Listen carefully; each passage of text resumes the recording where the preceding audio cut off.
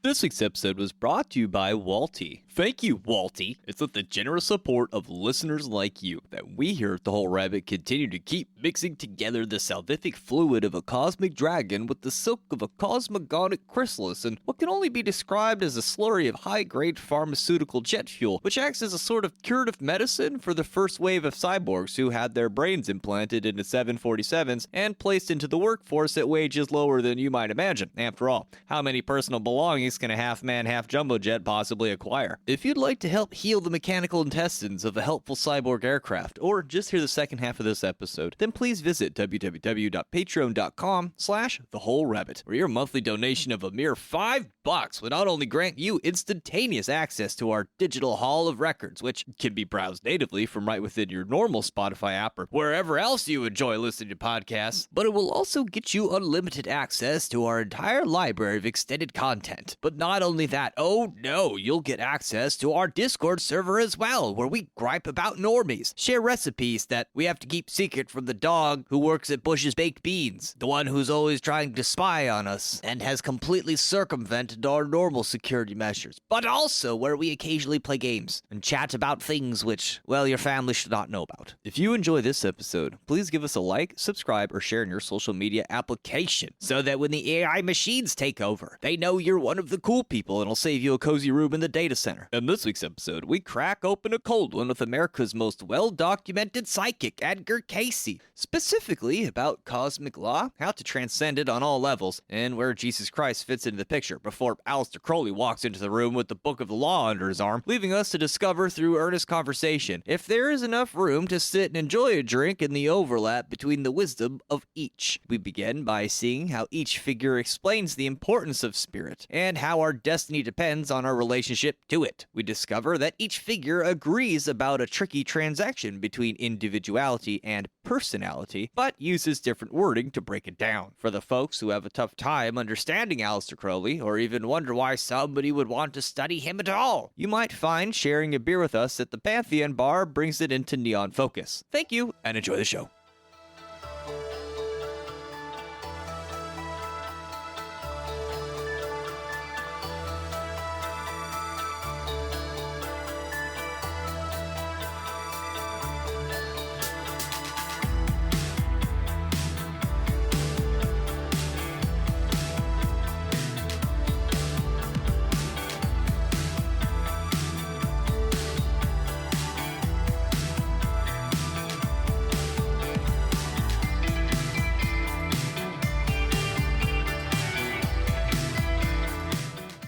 One psychic ruins the joke. What? Two psychics walk into a bar.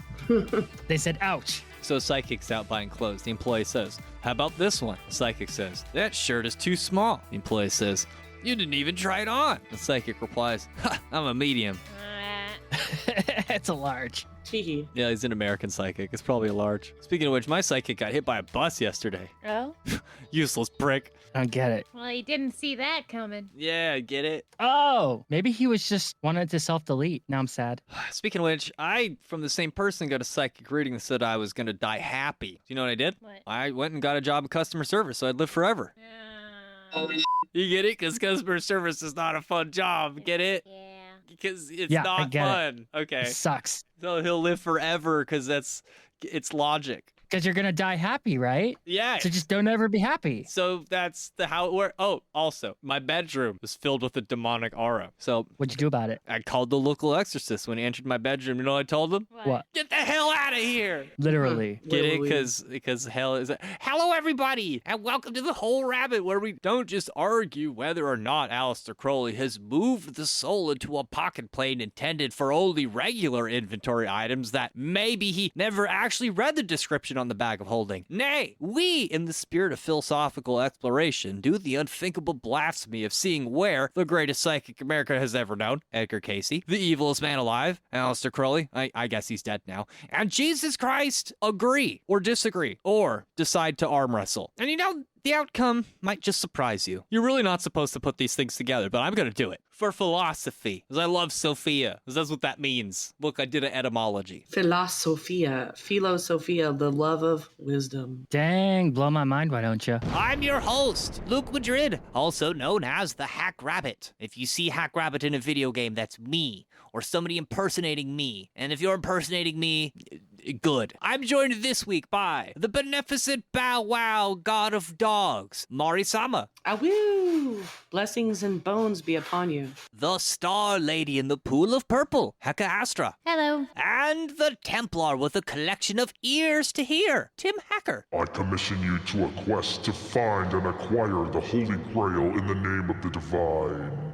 That's what this episode is about, but with Aleister Crowley and New Age psychism thrown in. Long story short, we are writing for the next batch of tarot episodes, and the next one is almost ready, but we wanted to make sure it was the same quality as the other ones leading up to it. So thankfully, we have our time-honored, crowd-favorite tradition to fall back upon, the one besides where we make Tim write the show, and that is to flip through the channeled words of America's most well-documented psychic, Edgar Cayce, while enjoying some of our favorite beverages. Coffee. Beer. Coffee was last time. But that's what I'm drinking. Me too. I have tea. We did tea the time before that, I'm pretty sure, actually. So you're doing it wrong. And Mari's the only one doing it correctly. Beer. Yes, we haven't done that yet. So if you're listening and you have access to beer and you are not currently driving, Or will be. or you live in a place where it's legal to do that, then open a beer right now and listen to this show with people that shouldn't be hanging out. You have to drink every time I say That's tricky because I tried cut every time you say Tim. Oh, you bastard. Can I just wear a snorkel? Yes.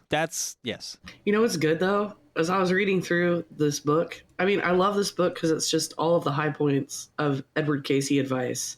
What's it And called there's for the actually- audience? It's called The Edgar Cayce Companion. So it's kind of like everything he's ever said chopped up into these like organized structure of like advice and stuff. I thought for the first half of the show, the beverages we'd be enjoying, code word for philosophy. This episode's going to be a bit of a continuation of our last that we had with Julian, although he's not here. It does address, however, in a roundabout fashion, some of the ideas that were brought to question in our previous episode, specifically about the core of the soul. Is it empty? Is it full? Has it been moved into a spooky backrooms and accessible to the light of rational inquiry? What happens when you put Jesus Christ in the book of the law? Stand back 6 feet and see what happens when you pour holy water on it. Does it smoke like a PlayStation 5? Because I'm somebody that thought I could fix this. Well, you know, you do gotta burn it after you're done with it, dude. He does say that. I just ignore that every time. Like, I read it on my computer, okay? The Yeah, pixels. You burn your computer. You read it on your phone, burn your f***ing phone. Otherwise, it won't work. You read it in your car? Hey, Burn your car. there you go. Don't listen to anything I say on the show. It's purely fictional. Unless it's not. You decide for yourself. So as you may know, we just finished a 5-part series led by Heka Astra about Ma'at, the Egyptian Netret of truth, and, most importantly, the law. So where else to begin but Edgar Cayce's channeled words about the law. Thought that'd be a good place to get started. In this series, Tim will be reading the part of Edgar Cayce. Quote, man's development, as given, is of man's understanding and applying the laws of the universe. And as man applies these, man develops, man brings up the whole generation of man. Individuals, we find, carry out certain elements and laws, and gradually man becomes capable of applying and using these in everyday life of man. This, whether applied in medical science, in anatomical science, in mechanical science, end quote. Long story short, Edgar Cayce says that when we discover the law, or Ma'at, and we apply it, then we are able to bootstrap ourselves up in pretty much every domain that we normally consider progress, like curing diseases, making faster, better cars. Painting Warhammer models better. Ultimately, this means, according to Edgar Cayce, as we learned it was for the Egyptians, the law applies to everything and is actually productive beyond just the spiritual, but the practical as well. It's a whole spectrum law. It applies to the spiritual, it applies to the physical, and we can have our cake and eat it too, supposedly. That's the most important part for me. That being said, Edgar Cayce's channel is famously Christ-pilled, especially when it comes to the subject of the law. Quote, as Jesus, the man, that is in relationship to thyself, as he applied the law, he made himself equal with the law, by becoming the law. No doubt, no fear, no animosity, no self, but selflessness in God's purpose. This overcomes the law as related to all phases of materiality, including gravity, end quote. So if you love Jesus enough, you too may levitate. Wait, what is he talking about? Is he talking about like Christ consciousness? Is he talking about like theological, dogmatic Jesus? Is he talking about like gnosis Jesus? What are we talking about here? That is a great question, because Edgar Cayce could be considered the most focal and important figure of the entire New Age movement if you were to maybe ignore Helena Blavatsky or Aleister Crowley. So people that equate New Age with the devil, or even Gnosticism with the devil, or misleading wisdom, they might totally reject this. But we know from our series on Edgar Cayce, we did there's a whole biography on him if you want to hear about it. The man loved Jesus Christ. He was raised a Christian, and at no point did he ever consider himself anything but Christian. And he suffered great trepidation in his life because the people around him and even himself questioned if what he was doing was godly or in alignment with what Christ would want him to do. So that's a whole story unto itself. You can decide for yourself, but for the sake of this episode and for anyone that's just stopping in, Edgar Cayce really believed in Jesus Christ and prayed to Jesus Christ constantly. And when he channeled his channeled wisdom, it seems whatever was talking through him wanted us to believe he was in alignment with Jesus Christ too. So, you know, like also it's pretty mainstream to just on Christ no matter whatever angle, but whether you believe in him or not, if he's used in paranormal experiences, times when you're like have great fear in these paranormal experiences, especially if as a magician you're going to come across weird shit, right? His name has an odd power about it, whether one is devoted to him or not. And he's also essentially seen in some circles as like the most greatest magician who ever lived. So there's like so many different ways to look at Jesus. The dogmatic way put down by the Romans is probably like the most boringest, lamestest.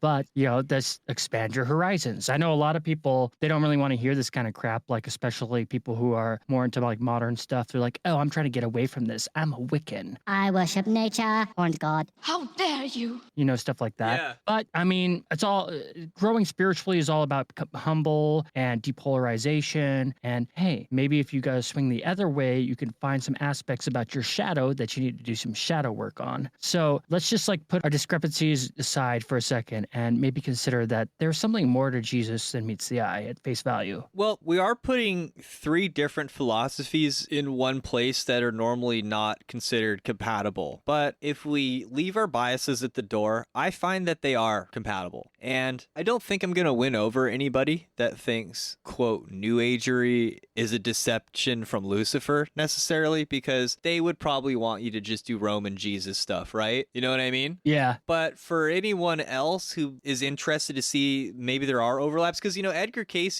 he might be too New Agey for your evangelical conspiracy theorist Christian today, but he's way too Christ-pilled for your average Wiccan. You know what I mean? Yep. Yeah. So, and in some ways, Aleister Crowley has that same anti-Goldilocks situation where Yeah. Crowley would be like, that's so cringe of you to say, bro. Don't say that. I could see him rolling his eyes at my little speech about Jesus. probably considered a woke, radical, like kind of considered way too woke to the point of being evil back in his day. And now he's probably considered, you know, Now he's conservative. yeah, and the opposite. Now he's probably considered fascist, right? So he's like, yep, I'm evil all the way through, baby. And he wouldn't even care. So what Edgar Cayce is saying is that if you are devoted to Christ enough, you too may levitate, just as the Catholic Church explains the saints doing. Juice will get you as this. There's accounts of it happening. I've never seen it happen, but supposedly quite a few of the people that have been canonized or, you know, like their body was incorruptible at death, when they giving a sermon, when they were totally caught up in the love of God, they began to levitate. Dude, And have you heard of Joseph of Cupertino? is he a levitator? He was one of the like most famous levitators, and it's hilarious too because he was like very low IQ, and like he had the IQ of a carrot basically, You dumb bastard. and everybody hated him because because he was just so devout, and he would randomly float up into the ceiling, and it would piss everybody off because they'd be like, "How dare he do that?" Is he loving on God at the moment? I don't know, but they would get mad because not only like would he be holier than them, and he was like had the IQ of a carrot, but he would also levitate, and he didn't have like any rhetoric to back it up, you know? No, see, that's the unspoken thing here is midwits can't levitate. They're banned from levitate. You have to be on the really far side of moron, or on the really far side of wizard. You can't, nowhere, you cannot be even touching midwit to levitate. Yeah, people get pissed if you're a midwit and you levitate. It's against the rules,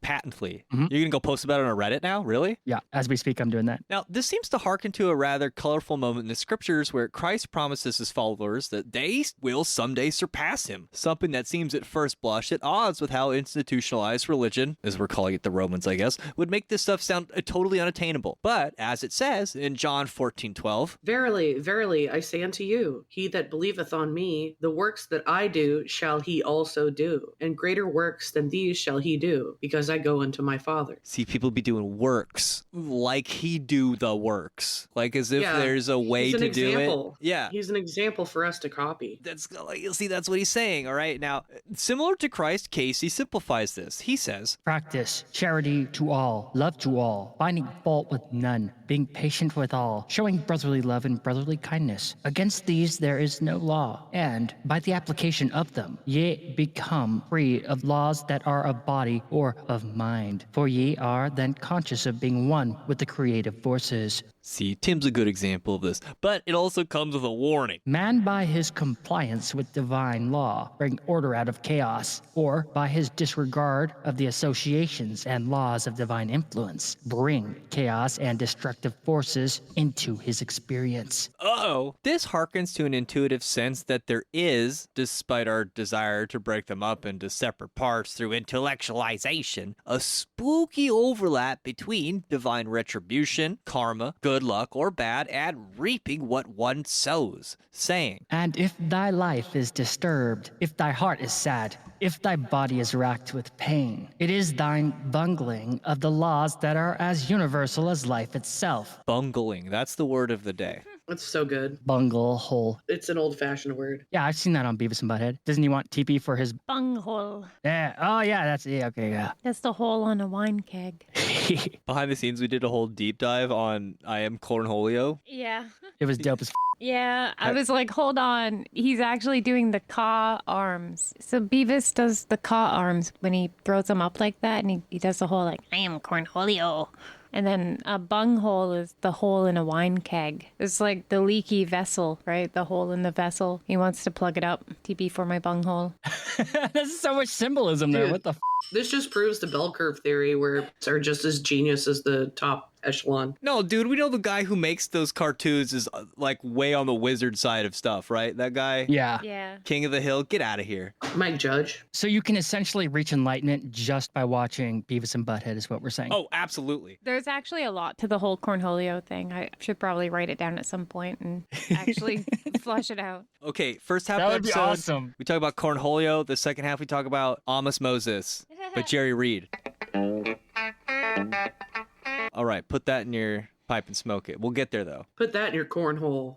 So, back to bungling. What Cayce is saying is that if your life sucks, it's because you're bungling the laws of the universe. You're making a mistake somewhere. You're bungling. Now, if you're a student of Aleister Crowley and you read the Book of the Law, this sentiment sounds remarkably similar. And this is in regard to a fairly controversial section of the text where Hadid, the voice in chapter 2, says something similar, albeit a bit more poetically, on the same idea in line 17. He says, "You're Hadid this episode."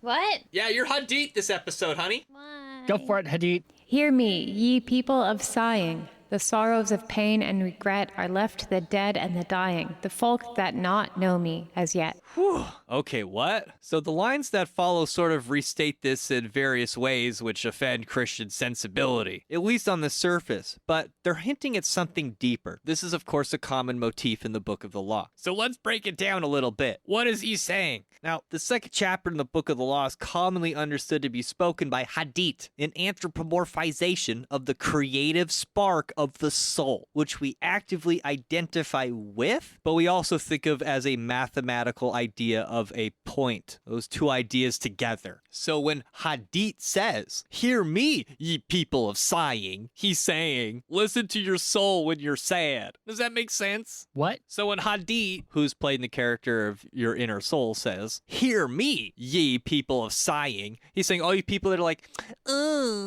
you need to go inside. You need to look at your inner soul, your inner light. Hello, darkness, my old friend. So when Hadith says, "The sorrows of the pain and regret are left to the dead and the dying." So when Hadith says, The sorrows of the pain and regret are left to the dead and the dying, the folk that not know me as yet. it's a fancy way of saying that if one is sorrowful, in pain, dying, regretful, it is because they do not know the way of life or the law at the core of their being. But they can, as it says in John 14:6. Jesus saith unto him, I am the way, the truth, and the life. No man cometh unto the Father but by me. The way Cayce describes it, Christ was showing us how to overcome sorrow, pain, regret, and even death. That these things are attainable by following in Christ's example, obeying the same universal laws, and ultimately becoming in unity with, or, quote, knowing them. Cayce seems to echo the sentiment, albeit in New Agey parlance, when he says, No one enters an experience by chance, but that all may come to know their relationships to the creative force. The term creative force is capitalized in the Edgar Cayce text I'm reading from. The way he describes it here is that all of our experiences, not just the breakout ones here or there, they're oriented in such a way that we will ultimately come to know our own relationship to this, quote, creative force. In the Book of the Law, it is Hadith that is this spark of life or creative force, as it reads in line 6 of chapter 2. I am the flame that burns in every heart of man and in the core of every star. I am life and the giver of life, yet therefore is the knowledge of me the knowledge of death. As the Book of the Law suggests, this knowledge comes at a great price, because the knowledge of Hadith, or the creative force, is also the knowledge of death. This danger is addressed again in line 27. There is great danger in me, for who doth not understand these runes shall make a great miss. He shall fall down into the pit called Because, and there he shall perish with the dogs of reason. So is this creative force anything like the Holy Spirit? Well, the infinite intelligence is the first thing that pops into my mind. Yeah, I think Because that it's a would source be... of inspiration. I think for Christians it would be God the Father. Oh, okay. Yeah, I only ask because the Holy Spirit has been likened to, say, the soul's breath or the lifeblood of the soul. And it also brings inspiration and makes actions happen. Like, it is technically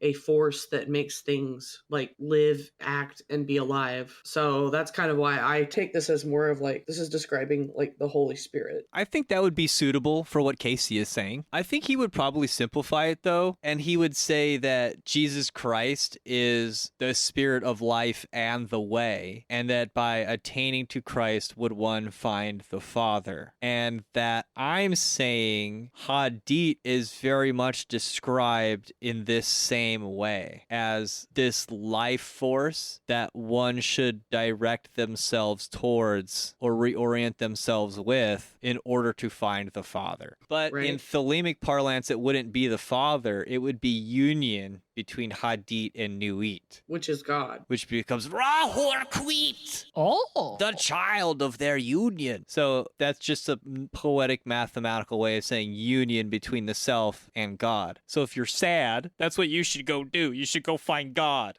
That's Well, basically I what's mean- being said. Okay, here's what's interesting though, is that by acting through grace, one channels God's will through their own body and does his works by his hands. So in following Jesus and in connecting with God, you actually end up performing God's works in real life and thereby shaping the world. That's what I'm saying. Nuit, that is God acting through your own hands. So you have attained unification with Hadith, and then by proxy, Nuit, which is the universe.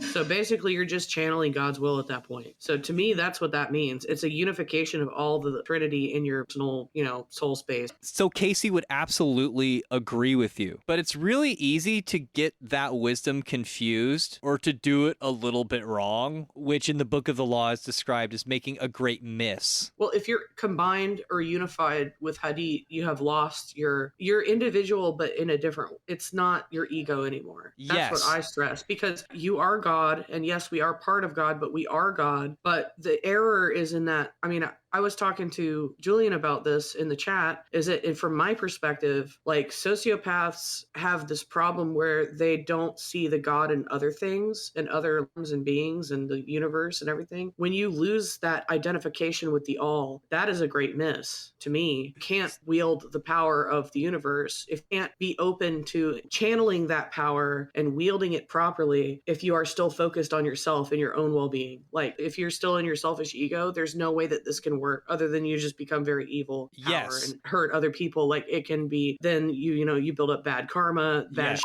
might happen to you. When you do, it'll backfire on you eventually at some point, right? But people take this as a shortcut and they're like, I am God, I can do what I want. But the truth is that by the time you get to that step, your will be one with the universe. So whatever you want to do will be just and right and the truth and the way. Oh, if you want that explained in plain English, the Book of the Law is not going to give it to you. The Book of the Law is in fact going to lure that same psychopath with what at first seems to be a promise of great power, and then watch as they fall face first into a bunch of punji sticks. And go, I hope the next one doesn't do that. You know what I mean?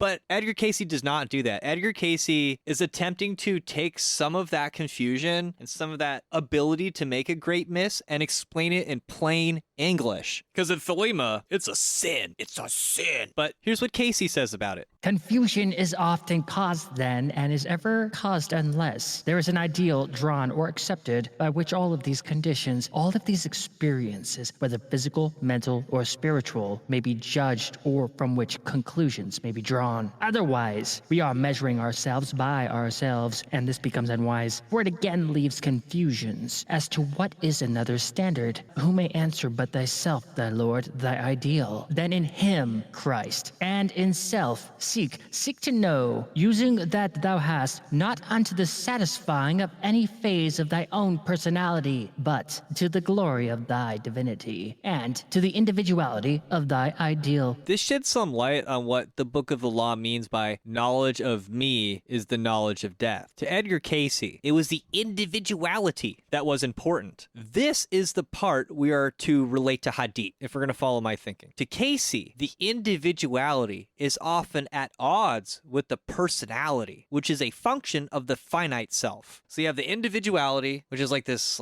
infinite point of Godhead, and that's the part you want to cultivate. But then you also have a personality, which often gets in its way. So if you know the individuality, then that's also the death of the personality. Does that make sense? Yeah, this is like in Jungian, ego must die for you to find your superego, which is like, or your holy guardian angel, your higher self, whatever. Yeah. Duality is of that soul person, not your actual ego, like your body and living on earth, which is interesting because, unification indicates that you are individuality. But I love that he really glorifies or says that individuality is really what needs to shine in each and every one of us. And that's what makes us in touch with God, is the fact that we're all different. Well, it's really easy to confuse the two. And so that's where we have the opportunity of making a great miss, right? Which is where we fall face first into the punji sticks, which we want to avoid. You serve your ego and not your higher self. How dare you! The answer to every problem, the answer to know his way, is ever within. The answering within to that real desire, that real purpose which motivates activity in the individual. These appear at times to become contradictory, of course, but no attunement, atonement, and at-one-ment are one. Just as the inner self is that portion of the infinite, while the self-will, or personality, is ever at war with the infinite within, for lack of what may be called stamina, faith, patience, or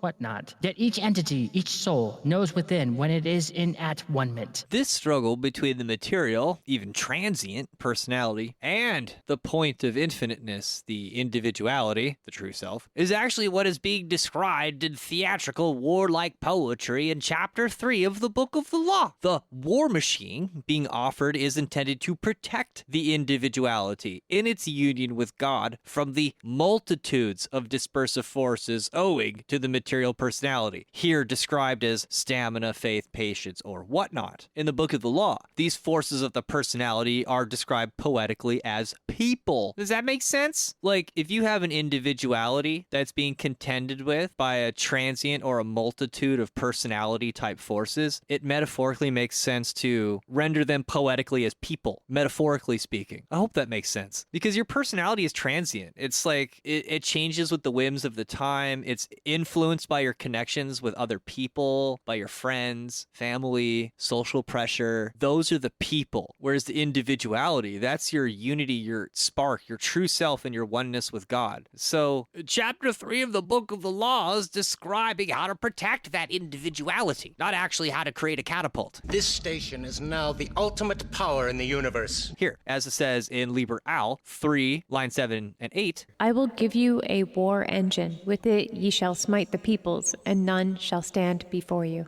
Cayce uses imagery less appropriate to Star Wars to describe the same thing. He says, Where the body sets some condition in the mental as an ideal and labor or work towards that end, rather than being pulled or allowed to be influenced from day to day in so uncertain ways as to approach that point where the body does not know itself, what it desires to do, except for the moment. Does it make sense what Cayce is saying? Like, if you don't have an ideal to strive for, you're sort of just being pulled hither and thither by your impulses, your desires. You're a beast. Yeah, you're a beast. You're not really a person. You're sort of losing your soul. You have to have some ideal to bind all of it towards. That's what he's saying. That's how you get your individuality really shining. So, as someone who's trying to decipher the nearly incomprehensible imagery in the Book of the Law for the audience, I feel compelled to point out that chapter 3 and Cayce both use building to describe what is essentially the same thing. The lines in the Book of the Law immediately preceding say this: Choose ye an island, fortify it,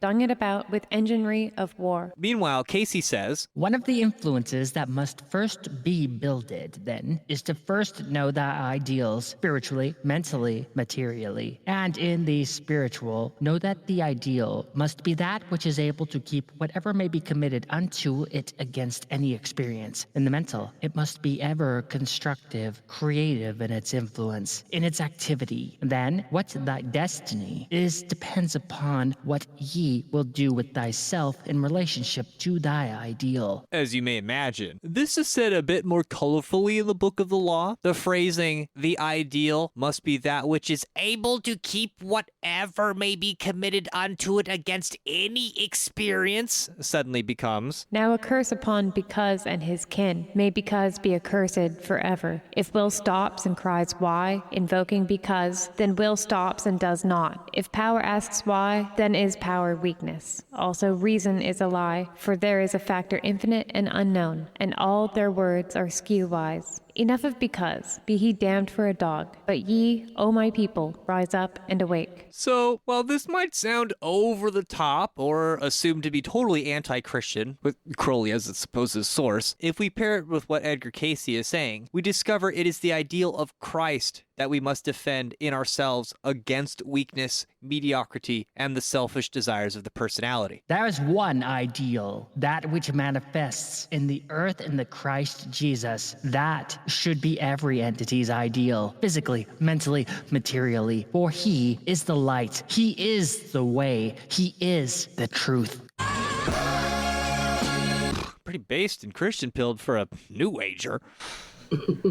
Now, Edgar Cayce gives some time to explaining the dichotomy between personality and, quote, individuality. I was amused to discover that he used Hadith-coded language to do so, describing the self as a point, as Hadith is typically understood as the anthropomorphization of a point. Cayce says, Personality is that seen by others. Individuality is that which shines out from within, separating one from another, though one may be but a dot. That dot remains ever individual, though it may be in line with many lines, yet it, the individual entity, the gift of creative energy, that would have emanations to be within self, yet a portion of the whole. The nearer one becomes to that which will give its individuality, yet losing itself in the whole, the more individuality one attains. or more simply, The gift of God to man is an individual soul that may be one with him, and that may know itself to be one with him and yet individual in itself, with the attributes of the whole, yet not the whole. So you get to have your cake and eat it too. You get to